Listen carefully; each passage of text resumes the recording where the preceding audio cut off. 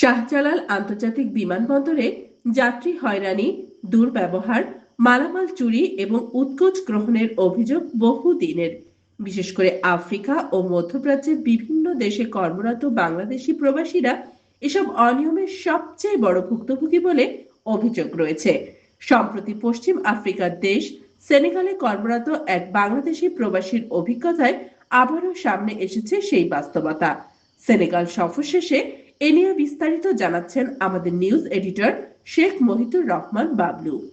পশ্চিম আফ্রিকার দেশ সেনেগালে কর্মরত বাংলাদেশি রাশিদুল ইসলাম রাজু 2021 সাল থেকে দেশটির রাজধানী ঢাকারে এমআর ট্রেডিং ইন্টারন্যাশনালে কাজ করছেন।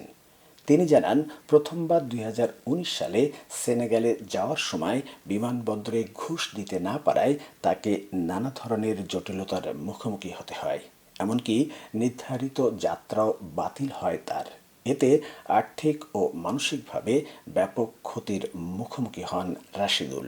আমি 2019 সালে যখন করোনার প্রথম মহামারী শুরু হয়, যখন বাংলাদেশে লকডাউন শুরু হয়, তখন লকডাউনের 2 দিন আগে আমার ফ্লাইট হয়।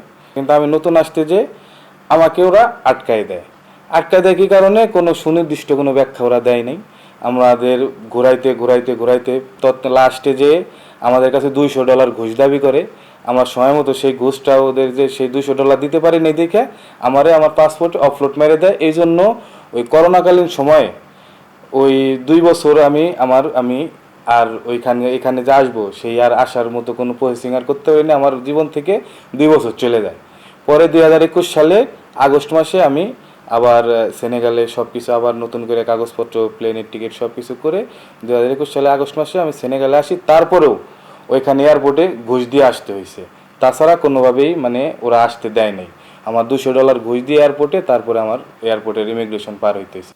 রাশেদুলের দাবি, শুধু তিনি নন, আফ্রিকাগামী অধিকাংশ যাত্রীকেই একই ধরনের অভিজ্ঞতার মুখোমুখি হতে হয়। বিশেষ করে নতুন কর্মীরা পরিস্থিতি সম্পর্কে না জানার কারণে বেশি ভোগান্তিতে পড়েন। আমি আসার সময় ফ্লাইটে আমার সাথে অনেকেরই দেখা হয়েছে, অনেকের সাথে কথা হয়েছে যারা আফ্রিকা গমন যাত্রী। তাদের সাথে সবারই কোনো না কোনোভাবে এয়ারপোর্ট থেকে নয় কারো কাছে ঘুষ দাবি করছে, না হয় কারো বৈধ কাগজপত্র থাকা সত্ত্বেও তারপরে তারে আটকাই দিছে, আসতে দেয় নাই। সেনেগালে আমাদের সাথে এরকম আমার সাথেই আগে পরে অনেকেই আসছে। সবার কাছে জিজ্ঞাসা করছি যে আপনাদের আসার সময় কোনো সমস্যা হয়েছে কিনা। সবাই বলছে এয়ারপোর্টে এরকম ঝামেলা করে, ঘুষ দাবি করে, ঘুষ না দিলে আসতে দেয় না। এয়ারপোর্টে বৈধ কাগজপত্র সব কিছু, এখানকার রেসিডেন্সিয়াল থাকা অবস্থাতেও ওরা ওইটারে বুঝেই না, ওরা ওটা দেখেই না, ওরা ফেলে দেয় যে এটা কি। এই দেশে এয়ারপোর্টে কোনোদিন আমি দেখিনি এই ঝামেলা। এই দেশে এয়ারপোর্টে ওরা আসলে এত ওয়েলকামিং।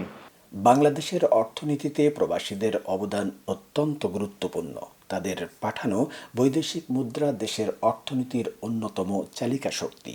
অথচ বিদেশগামী এসব কর্মজীবী মানুষের একটি অংশকে বিমানবন্দরে হয়রানি ও অনাকাঙ্ক্ষিত আচরণের মুখোমুখি হতে হচ্ছে।